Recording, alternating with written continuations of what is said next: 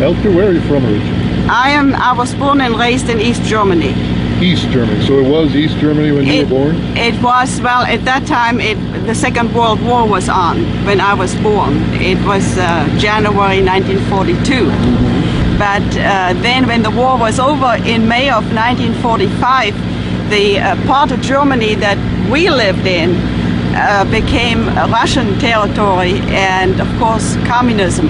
That was part of the division. That was a division. Stalin, the Allies, Churchill and Roosevelt. right? Yeah, the Allies they stopped the war, which was necessary because it was a horrible thing that was happening, and the part of Germany that we lived was put under Russian. How do you say? Under Russian territorial right, and so we had to live under communism. Yeah. And the first thing they did, they confiscated our lands and made collective farms out of it. Wow. And so then, of course, they took over. We had nationalized health care. That was in Germany anyway, kind of going on. Hitler started that. Yes, and no more private businesses. Everything was run by the government, the banks, the healthcare system. At what age do you first remember being aware that government was dangerous for you and your family and being afraid of government? Me growing into it, I didn't really realize what was happening, just what I heard at home, because my family knew different. And I guess, make a long story short, my mother, what happened, my father ended up in West Germany and we ended up in East Germany, and my mother would illegally cross the border to go see my father, and she would bring goods back into East Germany and sell them, because under communism you just don't have, there was no bananas, no oranges, you just couldn't get the things that... No meat most of the time. Right, it was, and everything was rationed. So she came back and she was telling us how things were in West Germany in comparison to East Germany. And because of what she was doing and bringing goods in and out until it was stopped, when they put mines out in the field, she couldn't do it anymore. So then my father and my mother got a divorce, but he had to pay money and she had it sent to West Berlin in West German money instead of East German money. So I even would go in and out with her. And that was before the wall, the wall was built. Before 1962. Right, before the wall was, I think, was it 59 when the wall came out? Right around. Around at that time. We were able to do that.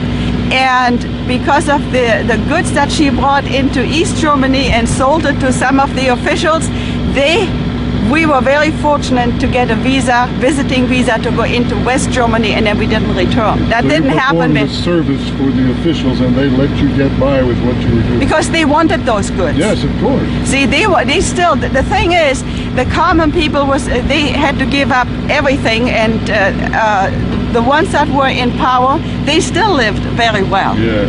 And another thing they did, they confiscated the guns. And I had it happen in my family. A second cousin of mine, he was trying to hide some of the guns in the backyard, and somebody saw it and they turned him in, and he had to go to prison for 5 years.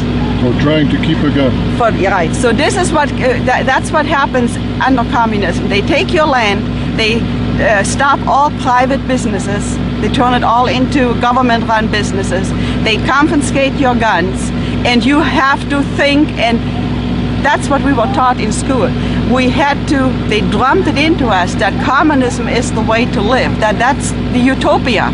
I know in Russia, 10% of the population, when you were a child and a young woman, yes, was in mental hospitals because they were judged insane by the state for not believing in communism. That's right. See, did they do that in East Germany as well? Not that I remember, but my parents left first, and I stayed on with my grandparents in East Germany. And then my grandmother said, I had a visa to go to West Germany, and she says, you gotta leave because they're gonna come and they're gonna take you away, and they're really gonna indoctrinate you and make a communist out of you.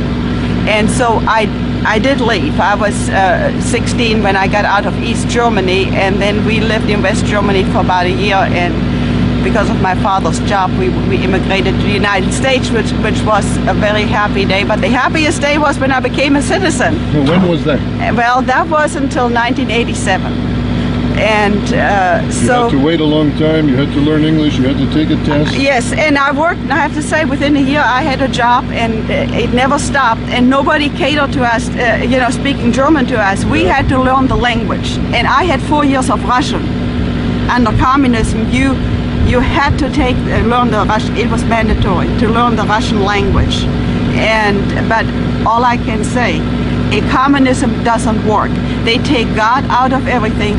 Communism is anti-God. Communism is the state, and if you have God, you serve a higher power than the state. And that's not going to work for them. So they took God out. So there were no churches. On Sunday mornings, they gathered us up and took us in trucks out to the collective farms, and we had to work out there. There was no church service, so we grew up without religious training. And it was just a few years before you were born that Hitler outlawed religious training in school, and in one day in the 1930s, boom, it was gone. It was gone. So, and the same thing happened in East Germany. And what we know, it doesn't work because East Germany, it just about fell apart because everybody was working for the government. And they were putting in their 8 hours. They didn't take the extra mile, and there was no incentive. No spirit of accomplishment.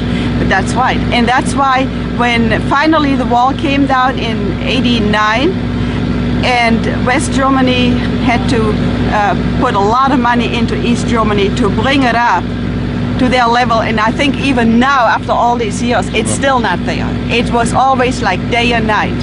What do Germans say today about Ronald Reagan?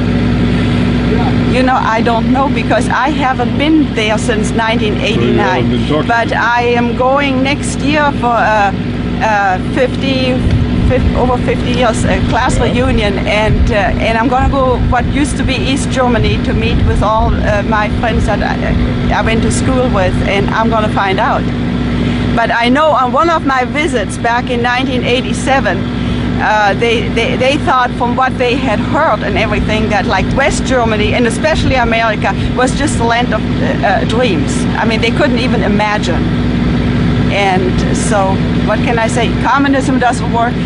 We got to fight socialism. We got to fight communism because it will not work. What do you see happening in America that gives you a chill?